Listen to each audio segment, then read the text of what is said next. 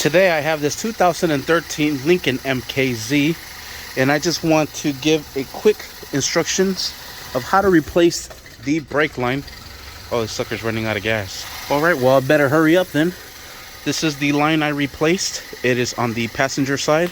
There was a crack right there, and it was squirting oil all over the place. Brakes were failing. Oh, there, she's out of gas. Brakes were failing.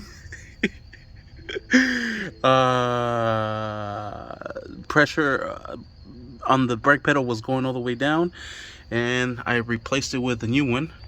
And there is the part number. This is for the front passenger side, and all I simply did was remove it from here. All right, this one is a size 13 millimeter. Once you have that done, this one is a 10 millimeter. Then this one is a 12 millimeter. There is some copper bushings on both ends, 1 and 2. There's this little pin that you have to remove to release this hose. Put it back into place. Put everything back into place. Then you have to go inside, start the car, press the brake 3 times, come out here and bleed it, fill up your reservoir, do it again and bleed it, and until you have full pressure.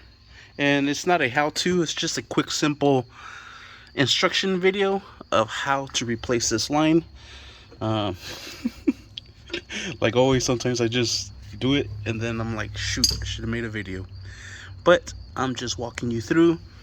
Pull this out, you remove that from there, remove that bolt from there, remove it from there, put everything back together, add fluid to the reservoir, bleed the system out, and you're set. Sweet. Thank you for watching. Please like and subscribe.